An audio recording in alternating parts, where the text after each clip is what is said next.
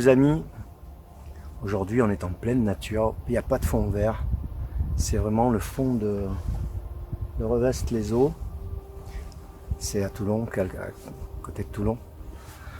Donc là je suis sur les hauteurs, au Faron, sur le mont Faron, c'est mon terrain de jeu depuis que je suis né. Et je connais tous les recoins, on est à 584 mètres, il y a une jolie vue, là c'est la face nord, de l'autre côté c'est la face évidemment sud, où on voit la rade de Toulon. Enfin bref, et je suis trop bien ici. Ça me permet de réfléchir, méditer, etc. quoi. Donc aujourd'hui j'aimerais juste vous partager une petite pensée comme ça. Donc je parlais du karma collectif, théoriquement immuable, avait été annoncé dans beaucoup de religions orientales, mais que il était soi-disant immuable. Alors déjà, les religions, qu'elles soient orientales ou autres, ça reste des religions. Il y a beaucoup de légendes là-dedans aussi. Faut quand même pas tout prendre en compte et pour argent comptant de tout ce qui est dit. Et à un moment donné, il y a beaucoup de légendes. Pour moi, quand ces gens, quels qu'ils soient, arrivent à entrer en conscience modifiée et qui sont imprégnés de ces religions, qu'est-ce que vous croyez qu'ils vont voir? Alors ils ont beau dire oui, mais on n'est plus au stade de l'hypnagogie ou du rêve ou du tout ce qu'on veut, peut-être. Mais l'état hypnagogique avec l'état de conscience modifiée, au niveau où il faut pour engendrer des vues spéciales, des perceptions spéciales, ça se fait pas, c'est pas 0 ou 1, c'est un enchevêtrement. Donc pour distinguer le vrai du faux, pour distinguer l'hypnagogie de la vraie vision, c'est pratiquement impossible pour moi, je pense que c'est impossible. Donc forcément, le mental vient se mettre au milieu, les conditionnements viennent se mettre au milieu, donc l'hypnagogie se fait consensuelle, et donc elle se fait consensuelle parce que tout le monde, tous ces gens qui ont été instruits par ces religions, vont voir ce même karma, cette même hypnagogie, puisque ce sont des conditionnements, et qui ressurgissent dans un état neurologique spécifique, en hypnagogie, entre autres. Donc, l'hypnagogie et la vraie vision d'une pixelisation dans le futur, pour moi, est pratiquement impossible à déceler. C'est tout simplement trop subjectif, quoi. Bon. Alors tout ça pour dire que si on se réfère à la phrase au postulat de Frank Hatem qui dit que peut-on être conscient de ce qui n'est pas dans la conscience, et qui pour moi la réponse est toute faite, non. On ne peut pas être conscient de ce qui n'est pas dans la conscience universelle. Tout ce qui est en dehors de cette conscience universelle, c'est le néant, ça n'existe pas. Donc, qu'on soit en hypraconscience, hyperconscience, supraconscience, ultraconscience, superconscience, on peut l'appeler comme on veut, ces préfixes veulent dire exactement la même chose, ça veut dire au-dessus, au-delà. Donc ça ne sert à rien de différencier les uns et les autres. Donc tout ce qu'on peut voir là reste néanmoins dans la conscience, dans cette matrice. La matrice illusoire, terrestre, universelle. Ça n'a rien à voir avec le divin. Donc par conséquent, comme dans cette matrice universelle, il existe tout. Il y en a qui appelleront ça l'akasha, des annales akashiques ou ce qu'on voit, forcément qu'on peut pixeliser sur un endroit ou sur un autre, hein, ce qu'on veut. Mais on pixelisera sur... quand je dis pixeliser, pour ceux qui focaliser, je veux dire focaliser sur une situation future. Je dis pixeliser parce que Philippe Guimand dit que l'univers est pixelisé. Imaginez-vous à l'intérieur d'une boule à facettes. À l'intérieur. Et que les rayons convergent sur votre œil, suivant que la lumière à l'extérieur, on va plutôt comparer ça à un vitrail. Un vitrail, le soleil passe à travers et vous percevez la lumière. Vous percevez plus le rouge que le vert, que le bleu, suivant que vous placiez comme ça, comme ça. Là c'est pareil, la boule à facettes va vous pixeliser, va passer la lumière à travers une situation future. Bon, moi je l'imagine comme ça. Mais vous verrez tout ce qui est dans la conscience. Rien de plus. Et donc, comme toutes les situations existent, futures, passées, présentes, pixeliser sur une plutôt qu'une autre, ça n'induit rien de vrai, puisque tout existe. C'est le chemin que l'on prend pour y arriver qui est intéressant, qui va changer les choses. Donc dire, c'est comme ça que ça va se passer parce que je l'ai vu, et quoi que vous fassiez ne changera rien, pour moi, c'est pas bien de dire ça. C'est pas bien parce que c'est pas juste, déjà pour commencer. Parce que personne ne peut soupçonner que les gens ne s'éveillent, ou déjà se réveillent. Quand je dis ne s'éveillent, ça veut dire qu'ils soient éveillés par le divin, lui-même, par Dieu, c'est-à-dire aient reçu l'illumination. C'est Dieu qui décide. C'est pas la personne. Donc on ne sait pas si le but qu'on va appeler Dieu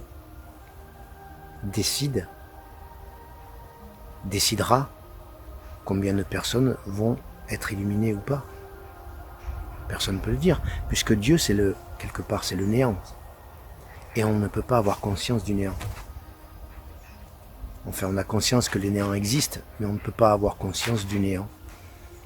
On ne peut avoir conscience que ce qui est dans la conscience, ce qui est observable, ce qui est dans notre conscience. Donc, dire que ce qu'on a vu en état modifié de conscience est la vérité, pour moi c'est un leurre. Et de toute manière, pour avoir expérimenté 2-3 trucs, beaucoup ont dit des choses qui ne se sont pas réalisées. Donc si c'est pour dire ça, pour dire des choses subjectives, soit ça marche, soit ça marche pas, dans ces cas-là, n'importe qui peut le dire. Tout simplement parce que on est leurré par notre mental et nos conditionnements. Point final. Je parlais du néant à l'instant. Le néant, c'est le néant. Personne ne sait ce que c'est. C'est rien, c'est tout, on n'en sait rien. On ne peut pas en avoir conscience.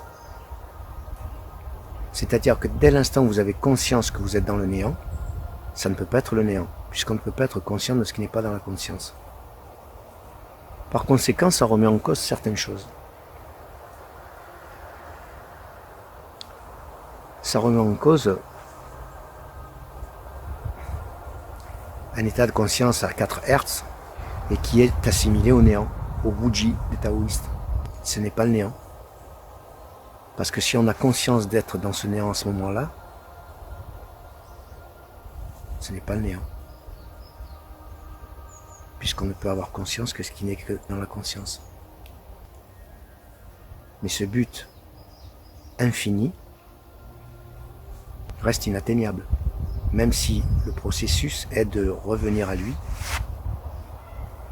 par un phénomène d'attraction, on appellera l'amour,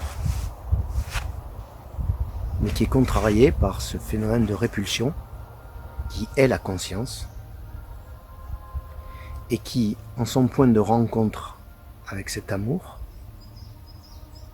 en parfait équilibre au moment présent, crée l'illusion de cette conscience. crée cette réalité. Tout être humain, toute entité est son propre univers, projette son propre univers.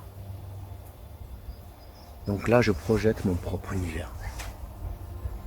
Je projette ma conscience. En fait, je projette la conscience à travers mon ego.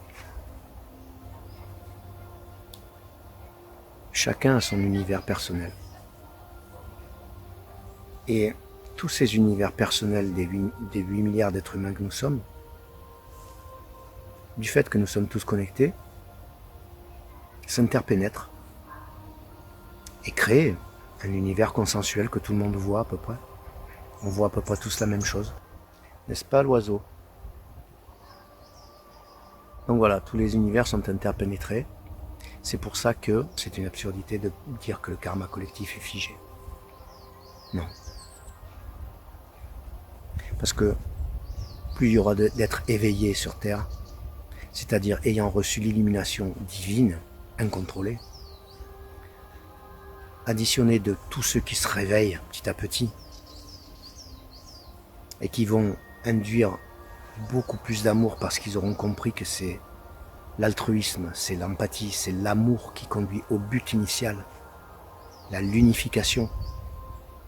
Plus ces gens auront compris ça, plus le karma collectif va prendre la tangente. Et comme tous les karmas collectifs sont écrits, il y aura un autre karma plutôt que celui-ci, prévu par les religions et légendes. C'est tout à fait logique.